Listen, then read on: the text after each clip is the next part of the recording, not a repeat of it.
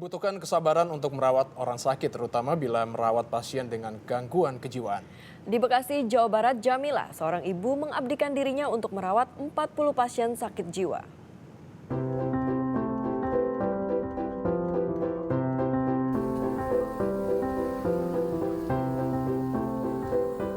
Dari luar, tempat ini terlihat seperti rumah warga pada umumnya.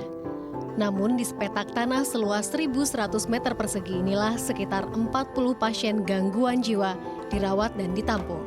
Orang sekitar mengenalnya dengan sebutan Panti Zamrud Biru. Panti Rehabilitasi Zamrud Biru didirikan sejak tahun 2010 oleh Suhartono. Pengalamannya selama 20 tahun bekerja di tempat serupa mengetuk hatinya untuk membuat panti sendiri. Berbekal modal seadanya dan dukungan beberapa kawan, Panti Zamrud Biru berdiri hingga sekarang. Berbagai tantangan dilewati demi para pasien yang sebagian besar ditemukan terlantar di jalan sekitar Bekasi, Jawa Barat.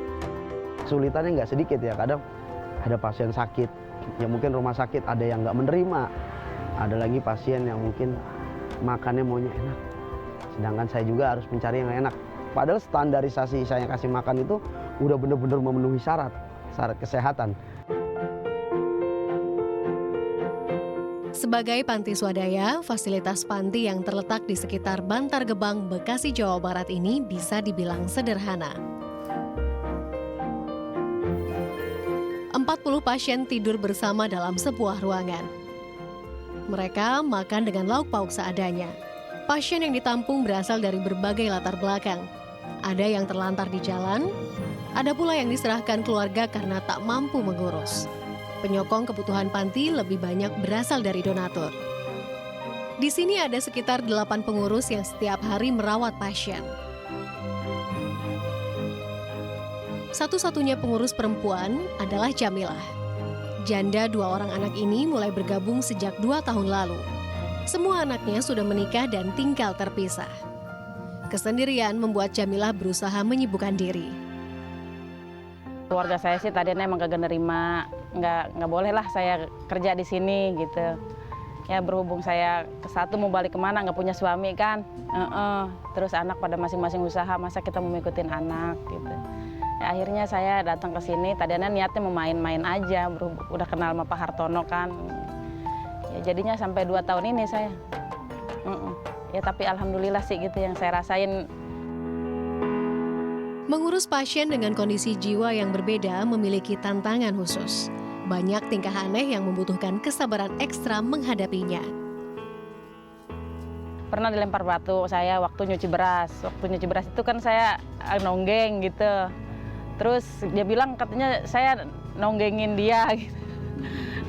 Sampai saya disambit pakai batu. Pernah disambit, ya dibagel pakai air kotoran dia, najis dia, air kencing lah gitu. Namun tekad mengurus pasien yang dimiliki Jamilah jauh lebih kuat. Tekad ini yang membuat Jamilah sanggup bertahan.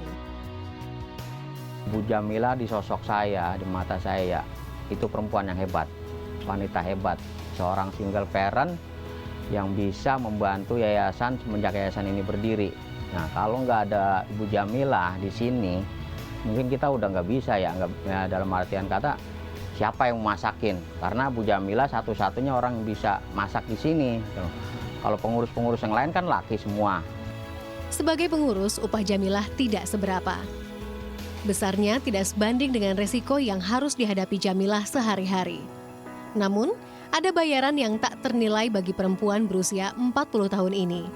Bayaran itu adalah melihat pasien yang dirawatnya sembuh. Salah satunya adalah Hussein. Pria 22 tahun ini kini justru membantu beberapa tugas Jamilah. Tak lama lagi Hussein pun akan dijemput pulang keluarganya.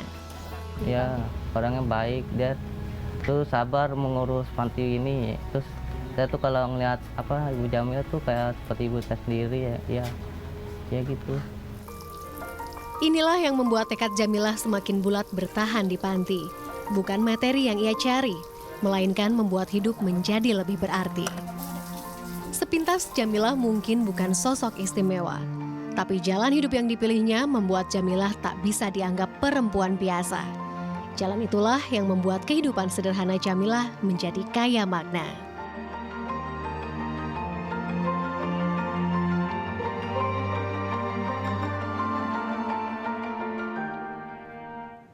Ya Tommy, selain dibutuhkan kesabaran tentunya juga dibutuhkan niat yang begitu tulus ya untuk bisa merawat 40 pasien sakit jiwa ya. Iya, dan itu yang dilakukan oleh Ibu Jamila. Benar sekali, semoga bisa.